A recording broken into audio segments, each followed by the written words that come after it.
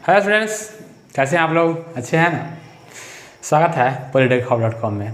आइए कुछ पढ़ते हैं। राइट स्टूडेंट्स, हम लोग बात कर रहे हैं अभी फिजिकल क्वांटिटीज़ के बारे में। देखिए स्टूडेंट्स, आज हम लोग जो मुद्दा उठा रहे हैं फिजिकल क्वांटिटीज़ का, ये मुद्दा आप लोगों को क्लास 9th में भी उठा होगा और क्लास 9th में भी आप लोगों ने खूब चीज़ इसको, अगर आपने अच्छा से थोड़ा सा मेहनत किया होगा तो खूब पढ़ा होगा। इसलिए अगर आप लोगों ने मेहनत नहीं किया है तो इससे यहाँ से हम लोग समझ लेंगे, कोई भी परेशानी आपको नहीं होगी। चलिए स्टूडेंट, फिजिकल क्वांटिटी के बारे में समझते हैं। आपको एक चीज़ समझ में आता होगा, फिजिक्स क्या होता है? आप जानते हैं फिजिक्स क्या होता है? क्योंकि अभी तक हम लोगों ने जो पहला दूसरा लेक्चर किया था वो फिजिक्स के बारे में ही बेस्ड था। देखिए उसमें फिजिक्स कहने का मतलब होता है कि जो ब्रह्मांड में चीज़ें हैं उस चीज़ों की प्रॉपर्टीज़ के बारे में हम लोग अध्ययन करते हैं, नहीं तो उसको हम लोग क्या बोलेंगे स्टूडेंट्स? फिजिक्स, है ना। तो हमारे ब्रह्मांड में जितने भी पिंड हैं उस पिंड का जो बिहेवियरल प्रॉपर्टी क्या है, बिहेवियर कैसा है, मतलब कि उसका जो भी गुण है उसके बारे में हम लोग अध्ययन करते हैं, तो क्या कहलाता है स्टूडेंट्स? फिजिक्स कहलाता है। चलिए अब देखिए स्टूडेंट्स, गुण का अध्ययन करते हैं तो अब बात करते हैं आगे। गुण क्या करते हैं स्टूडेंट्स? है ना, द स्टडी ऑफ प्रॉपर्टीज। क्या है students? The study of properties.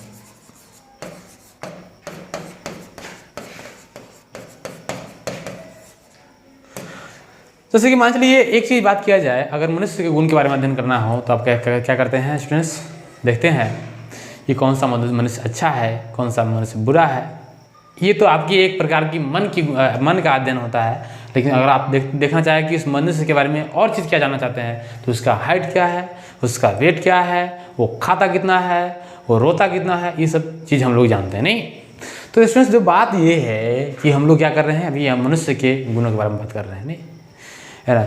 एक लड़का गया, है ना, एक लड़का क्या गया, मतलब कि आप जानते हैं, है ना, लड़का सब एक्चुअली, है ना, जानना चाहता रहता है कि बगल में जो लड़की जा रही है उसका गुण क्या है ना, बगल में जो लड़की जा रही है उसका गुण क्या है, ये खुद जानना चाहता रहता है लड़का। इसी चक्कर में, है ना, पिट जाता है बहुधा सा, है ना, क्या पिट जाता है बढ़िया से, है ना। भाई थोड़ा मतलब बच्चा तो राबे का था, कोई सोच वगैरह रहता नहीं है ना, जाता है किसी की लड़की के बारे में पता करने, है ना, जाया पूछेगा हेलो हाउ आर यू, ये बहुत दस थोड़ा पढ़ाई लिखाई कर लो, नहीं तो कहने का मतलब ये हुआ कि जो बॉडी की हम लोग किसी भी चीज़ के प्रॉपर्टीज़ के बारे में जब जानते हैं तो उसको बोलते हैं क्या? फिजिक्स। चलिए एक सेकंड के लिए बात कर लिया जाए, है ना, तो आप देखिए स्टूडेंट्स किसी चीज़ की प्रॉपर्टीज़ के बारे में जान रहे हैं। जैसे मान लीजिए किसी सामने वाली लड़की जो है उसका वजन कितना है, वो कितनी मोटी है, मोटी किसके ऊपर की, उसका वजन कितना है, नहीं तो 75 किलो का मान लीजिए उसका वजन है, 75 kg।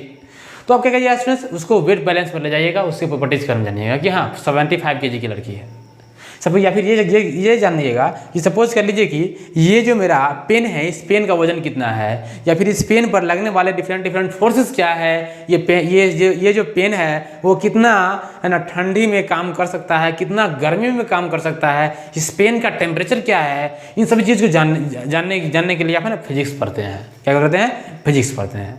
अब देखिए स्टूडेंट्स, इन सब चीज़ को जानने के बाद, है ना, इसको एक्सप्रेस भी करना पड़ता है ना, बताना पड़ता है। आप कह रहे थे ना अभी, है ना, वो लड़की 75 किलोग्राम की है, तो what is the meaning of 75, है ना, किलोग्राम। देखिए स्टूडेंट्स, ये 75 किलोग्राम उससे क्या है? मास है। क्या है? मास है।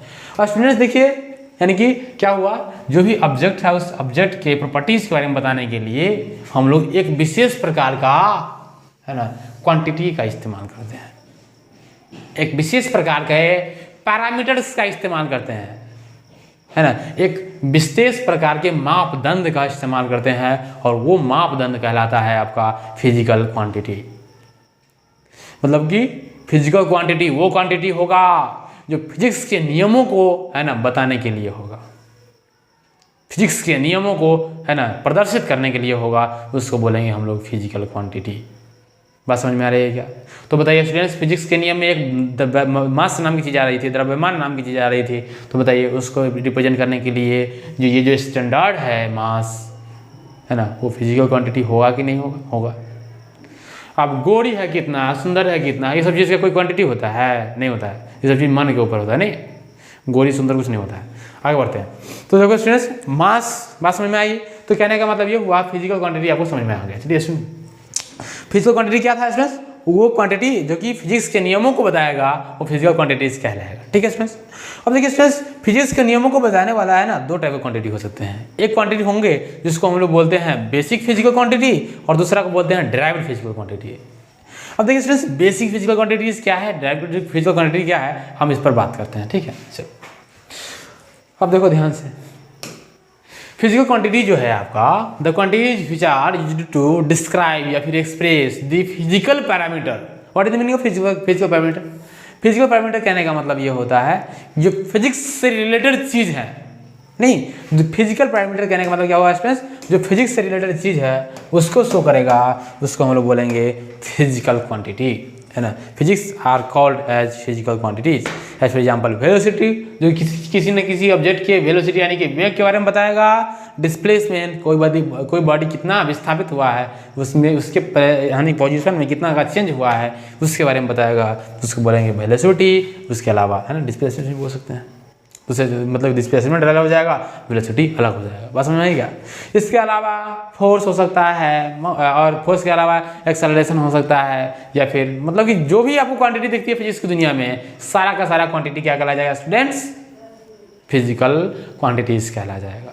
अब देखिए स्टूडेंट्स, जैसे फिजिकल क्वांटिटी के बारे में हमारी बात खत्म होती है तो बात एक स्टार्ट हो जाती है कि भाई फिजिकल क्वांटिटी यानी जो कि हम लोग फिजिक्स में यूज कर रहे थे वो कितने टाइप्स के हो सकते हैं। देखिए, फिजिक्स के नियमों को है ना दिखाने वाला है ना दो तरह का क्वांटिटी हो सकता है। एक क्वांटिटी ऐसा हो सकता है जो कि है ना दूसरे क्वांटिटी से मतलब नहीं रखेगा, है ना। जैसे कि मान चलिए आपके क्लास में 50-60 लड़कियां हैं, उसमें से 10-15 लड़कियां ऐसी लड़कियां होती है जो केवल पढ़ाई से मतलब रखती हैं। नहीं तो उन लड़कियों को किसी और लड़कियों से मतलब नहीं होता है।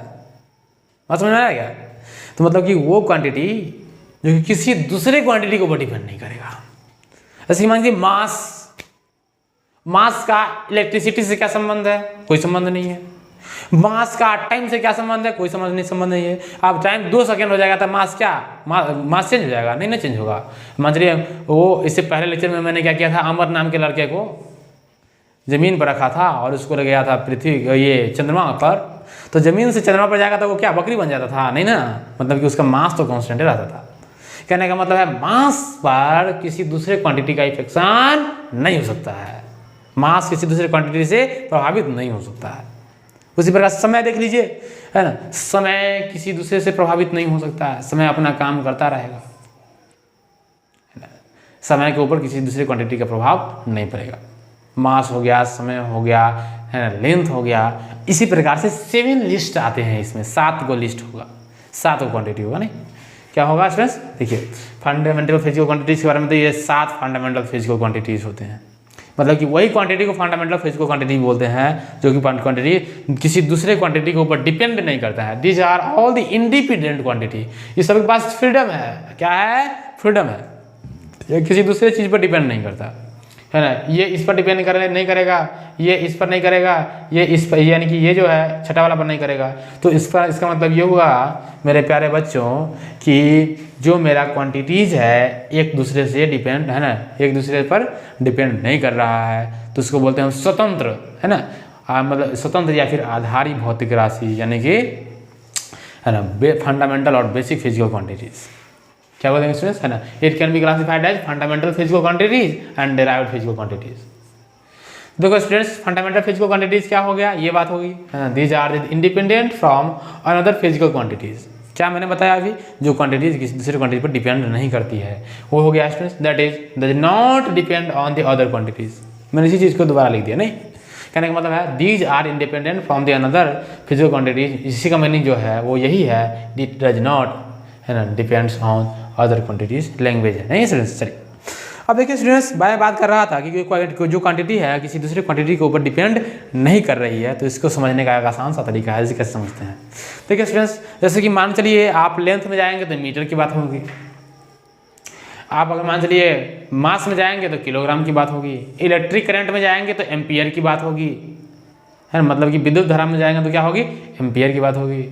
अमाउंट ऑफ सब्सटेंस में जाएंगे तो मोल की बात होगी, है ना। टेम्परेचर में जाएंगे तो है ना केल्विन की बात होगी, है ना। डिग्री सेल्सियस केल्विन से बात होता है। तो केल्विन एक प्रकार का यूनिट है, डिग्री सेल्सियस उसका एक सब यूनिट जो भी यूनिट है उसके बाद में आता है वो, ठीक है। तो कहने का मतलब ये हुआ स्टूडेंट्स, ये सब क्वांटिटी जो है ना किसी के ऊपर डिपेंड नहीं करता है, ये सब फ्री रहता है, उसको बोलते हैं हम लोग फंडामेंटल और बेसिक फिजिकल क्वांटिटीज। अब देखिए ये 7 क्वांटिटीज है। 7 लिमिनस इंटेंसिटी होता है, क्या होता है बच्चे? लिमिनस इंटेंसिटी होता है। So I will add a word intensity,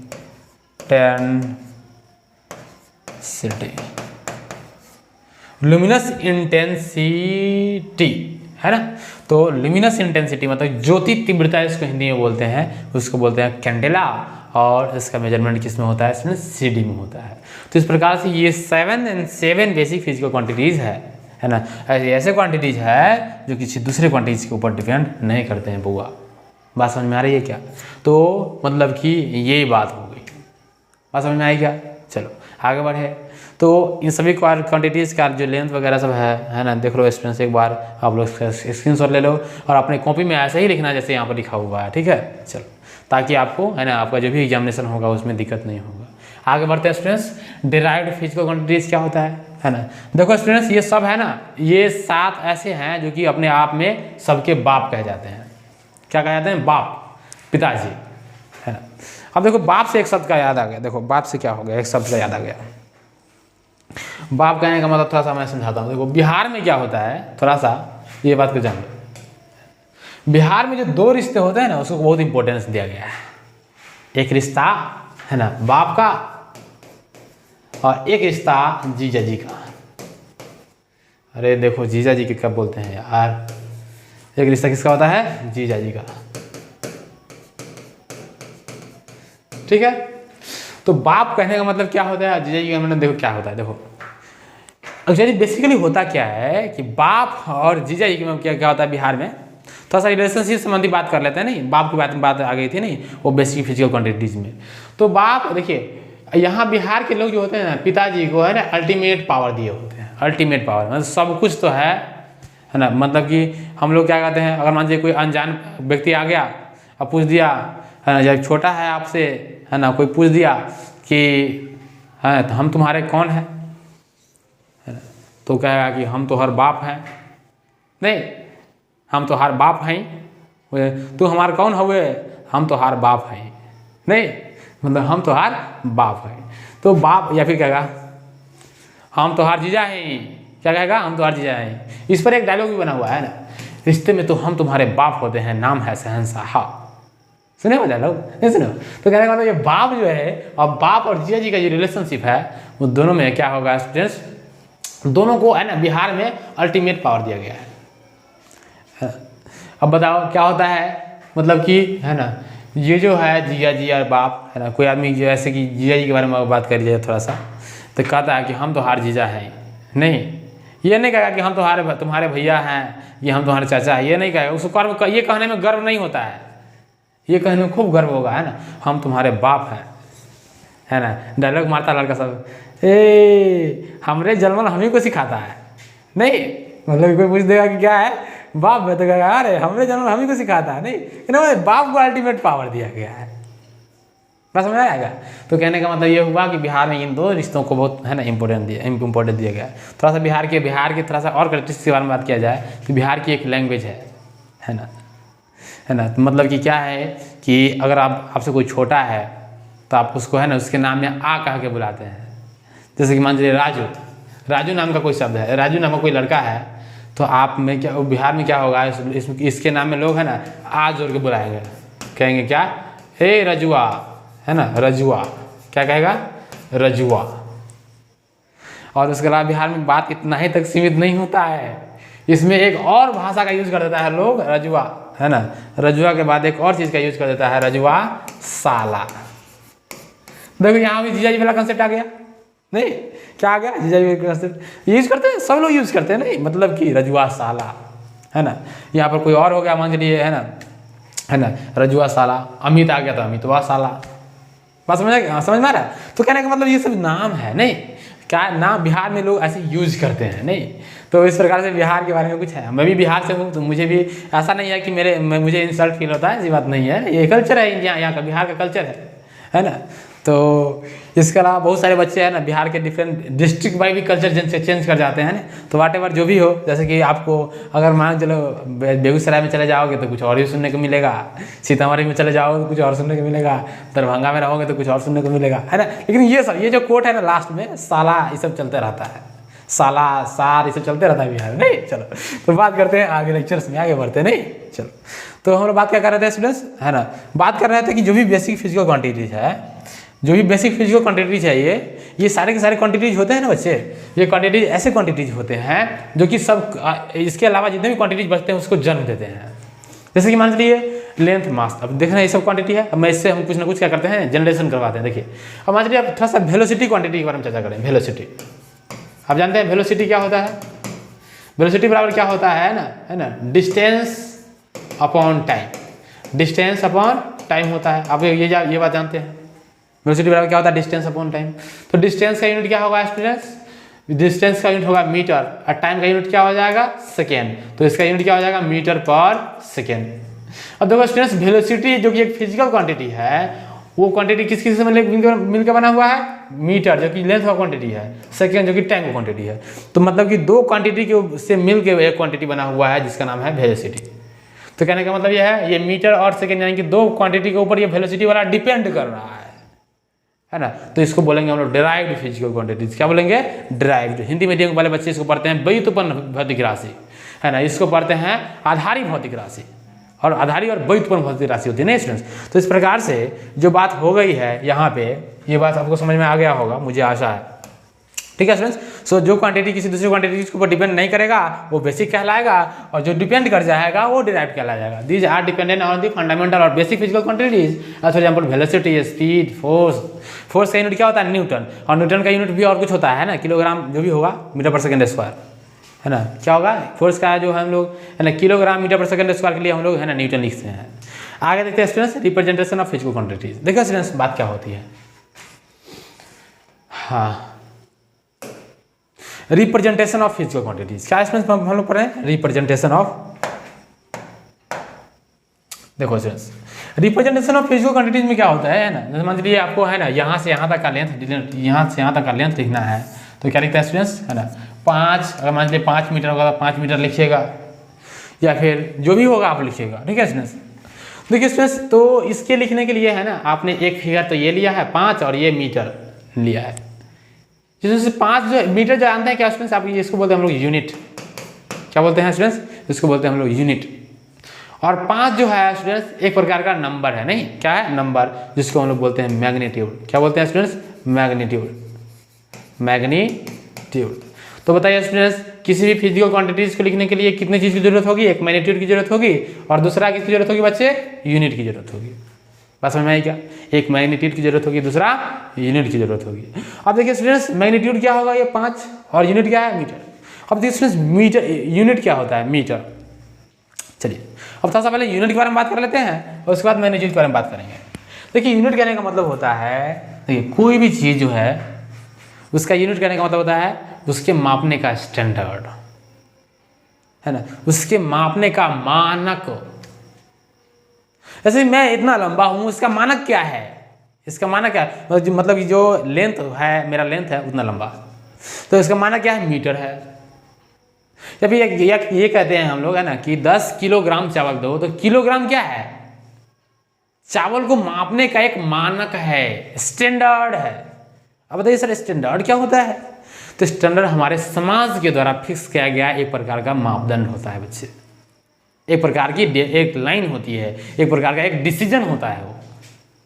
तो कहिएगा सर क्या मीटर हमारा समाज फिक्स करता है या फिर किलोग्राम हमारा समाज फिक्स करता है, तो नहीं, हमारा समाज का एक बड़ा सा टुकड़ा, बड़ा सा पार्ट हमारा देश, और देश बहुत सारे देश के बहुत सारे साइंटिस्ट होते हैं, और उससे बनता है इंटरनेशनल साइंटिस्ट का एक प्रकार का सम्मेलन होता है, और वहाँ पर वेट एंड बैलेंस के लिए है ना काम किया जाता है। आप लोगों ने यूनाइटेड नेशंस का नाम सुने होंगे, है ना, संयुक्त राष्ट्र संघ, यूएसए का नाम सुने होंगे। उसमें क्या होता है स्टूडेंट्स, उसमें बहुत सारे देश जाते हैं और देश अपना अपना पॉलिसी बना, देश जो होते हैं अपनी अपनी बात को लेकर के एक मीटिंग रखते हैं, और मीटिंग के अनुसार से पॉलिसी निकलती है, और वही पॉलिसी सभी जगह पर अप्लाई होती है, जितने भी सदस्य देश होते हैं उन सभी में। उसी प्रकार से जो हमारा यूनिट होता है ना, यूनिट ऐसे ही लोगों के द्वारा फिक्स किया गया एक स्टैंडर्ड होता है। और थोड़ा सा मैं चलिए अब मैं इस बात को, चूँकि आप लोग गांव में रहते हैं तो इस बात को गांव में ले आता हूँ। अब मान चलिए एक्सपीरियंस देखिए, गांव में अच्छा काम क्या है, बुरा काम क्या है, ये हमारे समाज फिक्स करते हैं। जैसे कि मान चलिए बेसिकली अगर बात देखा जाए तो अभी जो ज़माना इतना हाईटेक हो चुका है, इस हाईटेक ज़माने में आप एक चीज़ देखते हो, यह कॉमन बात है कि मान चलिए एक लड़का है और दूसरी एक लड़की है और वो दोनों एक ही समाज के अंदर रहते हैं, है ना। सपोज कर लो कि मिर्ज़ापुर एक गांव का नाम है जिसमें क्या है, एक लड़का है और दूसरी एक क्या है, लड़की है। तो क्या होगा, लड़का और लड़की जो है दोनों एक दूसरे से प्रेम करते हैं, है ना। क्योंकि बहुत सारे लोगों के दिमाग में एक बात ये होता है कि अरे पढ़ाई लिखाई में क्या रखा है, जीवन का आधार ही प्रेम है ना। बहुत सारे लोगों के दिमाग में ये चीज़ रखा रहता है, वो कृष्ण कन्हैया वाला नहीं, है ना। बहुत सब जन्म नहीं करता रहता है कि प्रेम क्या हो सकती है, कहाँ तक ले जाएगा प्रेम उसको, है ना। उस अथाह समंदर में लड़का सब घुस जाता है ना। जिस उम्र में पढ़ाई करने की होती है उस उम्र में है ना वो प्रेम करता रहता है, प्रेम करता रहता है। तो बस तो क्या है, एक मिर्ज़ापुर गांव था, एक मिर्ज़ापुर गांव में एक लड़का था, एक लड़की थी और दोनों एक दूसरे से प्रेम, है ना, प्रेम करते थे, प्रेमी प्रेमिका थे।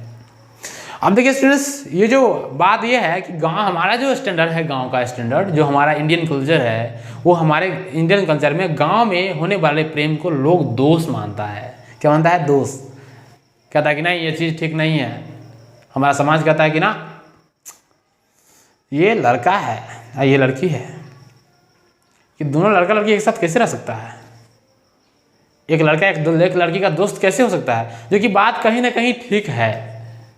और उसी समाज का एक पार्ट देख लीजिए, जब समाज में आप बड़े बड़े लोगों को देखिएगा तो उनमें क्या होती है, पति पत्नी का भी संबंध होता है कि नहीं होता है। तो देखिए स्टूडेंट्स, आप प्रेम कीजिए या ना कीजिए, अभी अगर आप स्टूडेंट हैं तो नहीं कीजिए। अब अगर स्टूडेंट्स का लाइफ अगर आपका खत्म हो जाएगा तो आप जरूर प्रेम हो जाएगा। प्रेम क्या हो जाएगा, आपकी शादी हो जाएगी और आप अपने जीवन में, है ना, गृहस्थ संस्कार में प्रवेश कर जाओगे, है ना, मैरिड लाइफ में। बस समझ आ गया। तो यहाँ पे बात है, हमारा समाज ये तय कर चुका है कि जो दो, अगर मान चलिए दो बच्चे, एक लड़की और एक लड़कियाँ, एक लड़की और एक लड़का आपस में बातचीत नहीं कर सकता है रेंडमली, चाहे किसी भी तरीके से। ये गलत बात है। ये किसकी तरह से ये फिक्स किया गया है, हमारे समाज की तरफ फिक्स किया गया है कि हाँ ये बात करना गलत है, तो हम लोग इस चीज़ को गलत मानते हैं। हमारे समाज में एक चीज़ ये भी फिक्स किया गया है कि अब जितनी भी लड़कियां हैं सबको बहन बोलो, है ना, बोलो ना। वो बात समझ में आ रहा है क्या। तो ये चीज़ हमारे समाज की एक सही नीति है। क्योंकि आप जानते हैं हर एक चीज़ के होने का एक समय होता है ना। आपका प्रेम होगा या फिर नहीं होगा, इसकी भी एक समय होती है। इसलिए हमारा समाज जो चीज़ तय करता है वो बहुत सोच समझ के तय करता है। लेकिन हमारा समाज जो चीज़ तय करता है, जिसमें उसने ये कहा, हमारे समाज ने ये फिक्स किया, इंडियन कल्चर ने, कि हाँ लड़का और लड़की के बीच में प्रेम सही नहीं है। अगर बाय द वे ये गलती लड़का और लड़की कर बैठता है तो हमारा समाज अगर उन दोनों को पकड़ लेता है कि हाँ ये गलती में पकड़ा गया है, तो लड़की को तो कुछ करता है, बहुत कम कुछ करता है, लेकिन लड़का को बढ़िया से धो देता है। नहीं अगर तुम लोग लड़के हो तो बच के रहना। बस समझ रहा है क्या, ऐसा चीज़ तो करना ही नहीं, अब बच के रहना। तो बात क्या हो रही है स्टूडेंट्स, कि जो हमारा समाज है वो चीज़ सही क्या है और गलत क्या है, इस चीज़ को फिक्स कर रहा है। कचरा फेंकना कहाँ सही होगा, कहाँ गलत होगा, उसको फिक्स कर रहा है। इसी प्रकार से जो हमारा इंटरनेशनल सिस्टम होता है वो क्या करता है, यूनिट कैसा होना चाहिए उसको फिक्स करता है।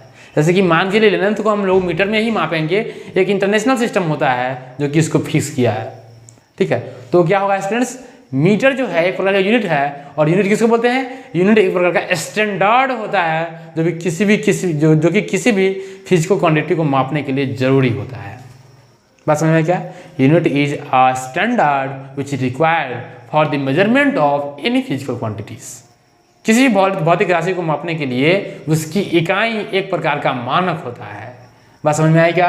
अब चलिए वो जो मानक है यानी कि यूनिट है, वो यूनिट हम लोग तो जान गए क्या होता है। अब हम लोग जानते हैं मैग्नीट्यूड क्या होता है। क्या मैग्नीट्यूड क्या होता है, देखिए स्टूडेंट्स मैंने क्या लिखा है 5 मीटर। इस चीज़ को मैं ऐसे क्या लिख सकता हूँ, क्या metre plus metre plus metre plus metre plus metre, मतलब कि ये जो यूनिट है इसको मैं 5 बार लिख देता हूँ। कितने बार?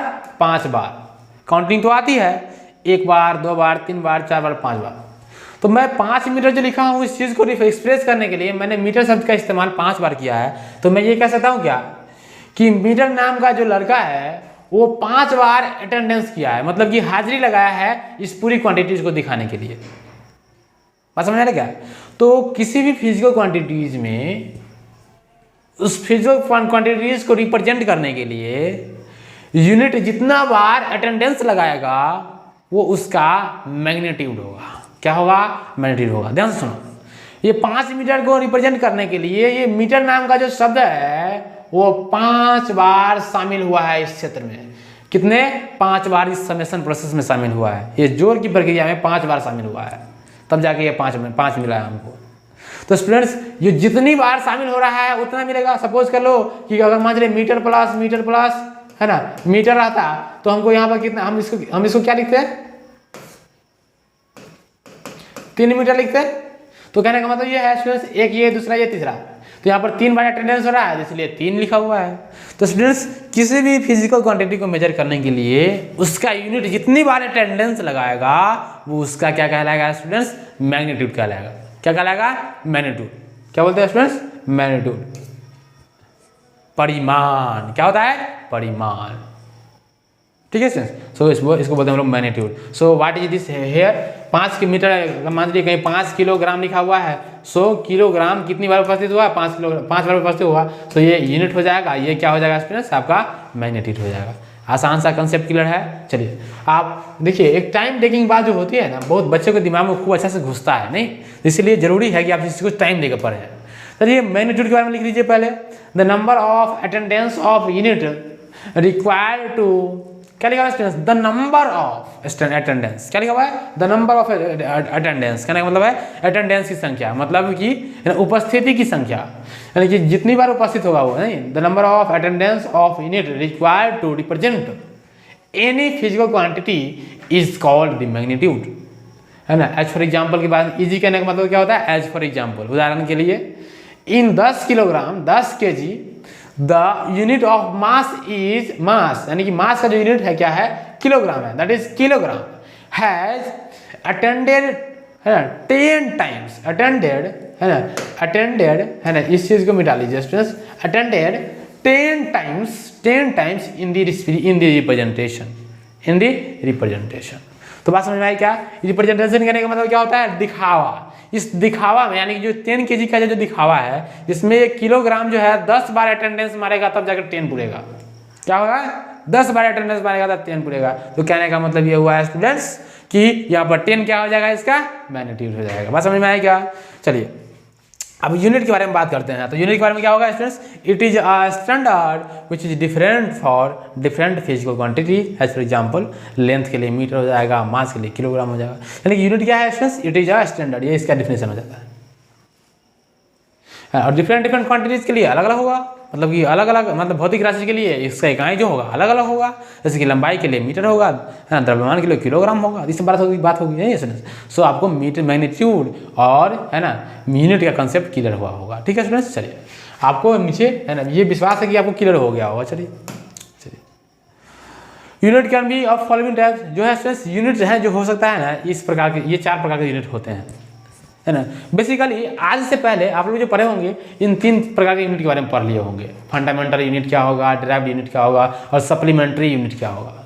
अगर आप लोगों ने नहीं पढ़ा है तो, है ना, परेशान होने की बात है ही नहीं। This is very simple to understand about what will be the fundamental units and derived units as well as the supplementary units. कहने का मतलब ये हुआ कि फंडामेंटल यूनिट क्या है, डिराइव्ड यूनिट क्या है, सप्लीमेंट्री यूनिट क्या है। इसको देखिए स्टूडेंट्स, मैं एक बार में समझा दूंगा। फंडामेंटल यूनिट क्या होता है स्टूडेंट्स? जितनी फंडामेंटल क्वांटिटीज होगा ना, फंडामेंटल क्वांटिटीज, उसको बोलते हैं हम लोग फंडामेंटल यूनिट। जैसे फंडामेंटल क्वांटिटीज के बारे में बात किया जाए तो क्या होगा स्टूडेंट्स? जैसे कि मान लीजिए मीट, लेंथ, तो स्टूडेंट लेंथ का यूनिट क्या होगा? मीटर। तो स्टूडेंट्स ये जो मीटर जो है क्या होगा? इसका फंडामेंटल यूनिट हो जाएगा। अब बात किया जाए स्टूडेंट्स मीटर पर सेकेंड, जो कि वेलोसिटी का एक यूनिट है, यानी कि वेग का जो एक यूनिट है, उसमें देख रहे हैं हम लोग मीटर भी है और सेकेंड भी है। तो ये फंडामेंटल यूनिट नहीं हो सकता है, इसमें 2 यूनिट आ गया है। और इस ये चूंकि एक प्रकार का डिराइव्ड क्वांटिटी, यानी कि जो मेरा वेलोसिटी होगा उसका एक यूनिट है। तो इस प्रकार से वेलोसिटी एक प्रकार का डिराइव्ड फिजिकल क्वांटिटी है, इसीलिए ये कौन सा यूनिट होगा स्टूडेंट्स? डिराइव्ड यूनिट हो जाएगा। मतलब कि जो डिराइव्ड फिजिकल क्वांटिटी का यूनिट होगा उसको हम लोग बोलेंगे क्या? Derived unit. अब तीसरी बात जो है सप्लीमेंट्री यूनिट की हो रही है। तो सप्लीमेंट्री यूनिट किसको बोलते हैं स्टूडेंट्स? वो यूनिट, सप्लीमेंट्री यूनिट किसको बोलते हैं? वो यूनिट है ना जिसके पास कोई डायमेंशन नहीं होता है। डायमेंशन करने का मतलब होता है ना, कोई भी माया नहीं होंगी। ये समझ लीजिए एंगल के बारे में बात कर ली जाए। ये एंगल को हम लोग किस में मापते हैं स्टूडेंट्स? रेडियन में। किस में मापते हैं? रेडियन में। एक तो हो गया रेडियन में मापेंगे तो ये क्या हो जाए स्टूडेंट्स? 2 डायमेंशनल एंगल होगा, मतलब कि प्लेन एंगल। इसको क्या बोलते हैं स्टूडेंट्स? इसको बोलते हैं हम लोग प्लेन एंगल। प्लेन एंगल क्या होगा स्टूडेंट्स? ये प्लेन एंगल होगा। एक होता है स्टूडेंट्स यानी कि ये इसको बोलते हैं हम लोग हिंदी मीडियम वाले बच्चे पढ़ते हैं ना, रेडियन इसको बोलते हैं समतल एंगल, है ना। ये क्या होगा स्टूडेंट्स? है ना, ये समतल कोण का मेजरमेंट है क्या? रेडियन। यानी प्लेन एंगल का मेजरमेंट क्या होगा? रेडियन, है ना। और सॉलिड एंगल होता है स्टूडेंट्स, क्या होता है? सॉलिड एंगल, जिसका मतलब होता है सॉलिड एंगल, यानी कि सॉलिड एंगल का जो मेजरमेंट होगा उसको हम लोग बोले, उसको मापते हैं हम लोग स्टे रेडियन में, है ना। स्टे रेडियन में मापते हैं इसको, स्टे रेडियन में मापते हैं। जो भी होगा आगे हम लोग आपको दिखाएंगे। तो बात समझ में आ रहा है स्टूडेंट्स? तो ये जो सप्लीमेंट्री यूनिट होता है ये जी क्लास 9th में आप लोग पढ़े होंगे। जो प्रैक्टिकल यूनिट एक्स्ट्रा जो है हम लोग जो आपको पढ़ा रहे हैं वो किस क्या है देखिए स्टूडेंट्स, है ना। बात समझते हैं एक चीज़, है ना। जब आप देखे होंगे अपने दादी सबको, दादी को देखते होंगे जनरली। मम्मी तो आपकी थोड़ा सा होगी, मतलब कि एक नए, मतलब कि एक सपोज कर लीजिए कि आपकी मम्मी जो हो सकती है एक समय का होगा, 40 वर्ष की हो सकती है, 50 वर्ष की हो सकती है, किसी की मम्मी 60 वर्ष की भी हो सकती है। तो इस प्रकार से ये जो लोग पुराने लोग हैं उनसे पूछिएगा कि पहले क्या होता था। तो पहले, है ना, पहले क्या होता था स्टूडेंट्स? वस्तु विनिमय प्रणाली चलती थी, मतलब कि, है ना, जो लोग एक सामान दूसरे सामान से एक्सचेंज किया करते थे। जैसे कि मान लीजिए तू हमें चाय दे तो हम तुमको चीनी देंगे, है ना। एक कहावत, एक कहानी सुने हो? तुम मुझे, है ना, तुम मुझे खून दो मैं तुम्हें आज़ादी दूंगा, है ना। एक हमारे एक विशेष स्वतंत्रता सेनानी का उनका कहना था, तुम मुझे खून दो मैं तुझे आज़ादी दूंगा। यानी कि खून से आज़ादी का एक्सचेंज हो रहा था वहाँ पे। यानी उनके बात में कुछ दम था, उस बात का लेटर मीनिंग अलग था। चलिए, तो इस प्रकार से प्रैक्टिकल यूनिट कहने का मतलब ये होता है कि ये ऐसे यूनिट होते हैं ना जिसका उपयोग हम लोग, है ना, रियल लाइफ में करते हैं। इसको बोलते हैं प्रैक्टिकल यूनिट फॉर दी, है ना, मतलब कि कन्वीनियंस पर्पस के लिए। कैसे देखिए स्टूडेंट, जैसे कि मान लीजिए फीट के बारे में बात कर लिया जाए, या फिर पाउंड के बारे में बात कर ली जाए, या फिर बात किया जाए, है ना, प्रैक्टिकल यूनिट के बारे में बात किया जाए, तो इसके अलावा कुछ और यूनिट्स होंगे जो कि मतलब कि इन सभी यूनिट से संबंध नहीं रखेगा, लेकिन वो क्या होगा स्टूडेंट्स? एक प्रकार का यूनिट होगा जो कि हम लोग खूब धड़ल्ले इस्तेमाल करते थे, है ना। जैसे कि पहले हम लोग पता है ये हम लोगों के आसपास ज़मीन होता है, ज़मीन, है ना, जो लैंड होता है उसको मापने के लिए लग्गा आता था, लग्गा, है ना। तो लग्गा वाला जो सिस्टम सब था वो सब किस में आता था? प्रैक्टिकल यूनिट में आता था। नहीं, व्हाटएवर, लग्गा में तो अभी भी, है ना, मेट्रिक कंसेप्ट लगा दिया गया है, उसमें भी एक मेजरमेंट फिक्स कर दिया गया है लग्गा में भी। तो इस प्रकार से प्रैक्टिकल यूनिट ज़्यादा एग्जिस्टेंस में नहीं रहता है, फिर भी हम लोग, है ना, एक सुटेबिलिटी के लिए प्रैक्टिकल यूनिट का इस्तेमाल करते हैं। व्हाटएवर जो भी होगा इसको हम लोग आगे सीक्वेंस में देखते हैं। चलिए बात करते हैं फंडामेंटल यूनिट क्या होगा स्टूडेंट्स? वही जो फंडामेंटल क्वांटिटीज का यूनिट होगा। जैसे कि these are the units of the fundamental quantities, that is it does not depend on the other quantities. ये जो यूनिट होगा फंडामेंटल यूनिट, जैसे कि उस पर वो किसी दूसरे क्वांटिटी के ऊपर डिपेंड नहीं करेगा, है ना। एग्जाम्पल में लिख लो, एग्जाम्पल क्या होगा स्टूडेंट्स? इसमें लिखो, एग्जाम्पल में लिखो, जैसे कि मीटर, है ना, किलोग्राम, और लिखोगे किलोग्राम के अलावा लिखो, है ना, सेकेंड एटसेट्रा, जितने भी 7 क्वांटिटी थे ना सबका यूनिट लिख दो, बात खत्म है। तो ये हो जाएगा आपका फंडामेंटल यूनिट। आगे बढ़ते हैं हम लोग, आगे बढ़ते हैं। सिंपल सी बात है, नहीं, एकदम साधारण सी बात है यूनिट को समझना। आप लोगों से बहुत को आता भी होगा ये सब चीज़, नहीं कह रहे? आता है कि नहीं आता है? आता है, नहीं आता है, या फिर आता है ना, कॉलम लेके बैठा करो, पढ़ाई किया करो, ठीक है। चलो, ड्राइव्ड यूनिट के बारे में बात करते हैं ना। नहीं तो जिस दिन बैठा गया उस दिन क्या करेंगे जानते हो, है ना, उस दिन बड़ी मार मारेंगे, है ना। मतलब कि पूछेंगे नहीं, समझ में आएगा तो बड़ी पिटाई पिटेंगे। कहने का मतलब पढ़ाई करते हो तो बड़ा, मतलब कि जब कोई चीज़ ऑनलाइन पढ़ते हो तो इसका मतलब क्या हुआ, है ना। ऑनलाइन पढ़ते हो तो पैंट खोल के डांस करोगे, नहीं ना। इसलिए ज़रूरी है कि ऑनलाइन पढ़ते वक्त, है ना, कॉपी किताब लेकर बैठा करो, नहीं तो, है ना, फिर पकड़ाओ, फिर कभी बताते हैं। डिराइव्ड फिजिकल क्वांटिटीज कहने का मतलब क्या होता है, these are the dependent on, हम जो भी देखो बात कर रहा था डिराइव्ड क्वांटिटी का जो क्वांटिटी होगा मतलब यूनिट होगा वो, तो देखो डिराइव्ड फिजिकल क्वांटिटीज क्या होगा, जानते थे कि जो कि बेसिक फिजिकल क्वांटिटी के ऊपर डिपेंड कर रहा था। तो इस प्रकार से मीटर पर सेकेंड, एक्सेलरेशन, ये सब चीज़ किसका क्या कौन सा क्वांटिटी होगा, कौन सा यूनिट होगा, डिराइव्ड यूनिट होगा। नहीं, जो डिराइव्ड क्वांटिटीज का जो यूनिट होगा उसको बोलेंगे हम लोग डिराइव्ड यूनिट। देखो मेरा जो टाइप राइटर है ना, वो टाइप राइटर यहाँ पर क्या कर दिया स्टूडेंट्स, गलती कर दिया। नहीं, ड्राइव यहाँ पर यूनिट लिखना चाहिए था उसको, यहाँ पर क्या लिख दिया उसने, है ना, बच्चा सब परेशान कर देता है ऐसा, देंगे एक दिन एक फैट। चलो तो डिराइव्ड है ना, डिराइव्ड यूनिट लिखना चाहिए था यहाँ पर, नहीं डिराइव्ड यूनिट। चलो बात करते हैं दीज आर है ना डिपेंडेंट ऑन, इसको भी कर लो है ना, these are dependent on the fundamental units, जो फंडामेंटल यूनिट होगा ना उस पर डिपेंड करेगा। नहीं, ऐसे एग्जाम्पल है ना, स्पीड के बारे में बात कर ली जाए तो वो भी किसका यूनिट क्या होगा, मीटर पर सेकेंड, वेलोसिटी भी मीटर पर सेकेंड, एक्सेलरेशन मीटर पर सेकेंड स्क्वायर एक्सेट्रा। ये तो क्या है, डिराइव्ड फिजिकल क्वांटिटीज का एक यूनिट है। नहीं, चलो सप्लीमेंट्री यूनिट क्या होगा स्टूडेंट्स, यही प्लेन एंगल और ये सॉलिड एंगल, नहीं ये रेडियन और स्टेरेडियन। तो स्टूडेंट्स क्या हो गया, ये इसको कवर कर लो, इसको कवर कर लो, इसको लिख लेना साथ में। नहीं तो देयर आर, यहाँ पर दीज होगा, दीज सॉरी इसमें रीडिंग करने की जरूरत पड़ रही है आप लोगों के लिए है ना, दीज आर है ना, क्या होगा, these are the unit of dimensionless quantities like plane angle यानी जिसका मीनिंग होगा रेडियन, सॉलिड एंगल जिसका मीनिंग होगा क्या, स्टेरेडियन। बात समझ में आ रहा है क्या, तो रेडियन और स्टेरेडियन ये सब चीज़ क्या है ना, ये उसको बोलते हैं ना समतल कोण। हिंदी वाले बच्चे ध्यान दो, समतल कोण है ना, एक होता है क्या, घन कोण, घन कोण। तो स्टूडेंट्स क्या होगा, एक होगा प्लेन एंगल, एक होगा क्या, सॉलिड एंगल। तो उसको हम लोग मेजरमेंट करते हैं किससे, सप्लीमेंट्री यूनिट से, जिसके पास कोई भी डायमेंशन, रेडियन के पास कोई भी डायमेंशन नहीं होता है, स्टेरेडियन के पास कोई भी डायमेंशन नहीं होता है। बस समझ में आया क्या, चलो तो इस प्रकार से तो आपको ये चीज़ है ना सप्लीमेंट्री यूनिट, ड्राइव यूनिट समझ में आया। एक यूनिट और बच गया होगा, प्रैक्टिकल यूनिट है ना, ये क्या बच गया स्टूडेंट्स, प्रैक्टिकल यूनिट। तो इसमें प्रैक्टिकल यूनिट के बारे में बात किया जाए तो थोड़ा सा बात कर लेते हैं इस बारे में, ठीक है स्टूडेंट्स। जैसे समझ लीजिए लाइट ईयर के बारे में सुने, प्रकाश वर्ष के बारे में आप लोग सुने होंगे, नहीं प्रकाश वर्ष के बारे में। तो प्रकाश वर्ष क्या होता है, लाइट ईयर मतलब कि डिस्टेंस को मापने का एक बड़ा सा यूनिट होता है। नहीं, लाइट के द्वारा जो डिस्टेंस ट्रेवल कर लिया जाएगा उसको मापने का एक बड़ा सा यूनिट होता है, जिसको हम बोलते हैं प्रकाश वर्ष, नहीं जिसको हम लाइट ईयर बोलते हैं।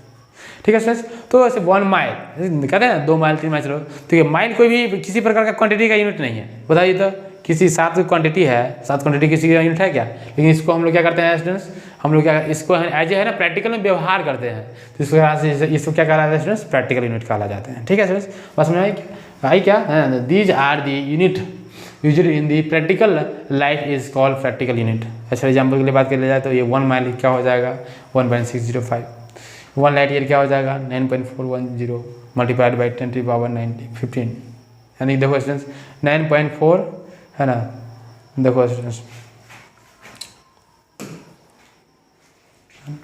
मल्टीप्लाइड बाई यहाँ पर होना चाहिए, तो थोड़ा सा आप लोग 9.4 मल्टीप्लाई बाई यानी कि इसको लिखो ऐसे 9.4 गुना 10⁻15 मीटर।